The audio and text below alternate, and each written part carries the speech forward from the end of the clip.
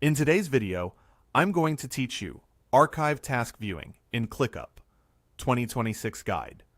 If you're juggling multiple projects or simply need to revisit work you've finished, knowing where archive tasks live will save you time and keep your workspace tidy. By the end, you'll be able to locate archived items quickly and confidently using ClickUp's built-in search and filters without digging around through folders. Let's begin right from the start. Open your browser and head to the ClickUp website, then log in to your workspace. If your account is connected to Google, you can choose the Sign In with Google option to speed things up. Just pick the account you use for ClickUp, and you'll be taken straight in.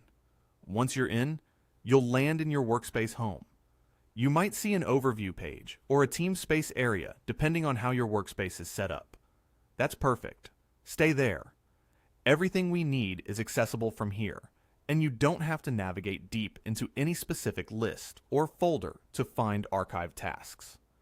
Now, draw your attention to the top of the screen and locate the search bar.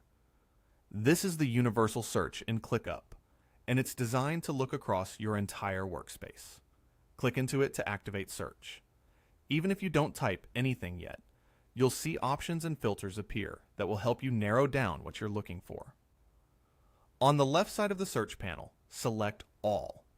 This tells ClickUp to search across every space, folder, and list you have access to, rather than limiting results to a narrow location. If you work across multiple teams or projects, this is especially handy because archived items can sit in many places. Next, look for the filter menu in the search panel. In many layouts, this appears as three small lines that resemble an upside-down triangle or a funnel icon on the left side. Go ahead and click that icon to open the available filters. Filters are where the magic happens.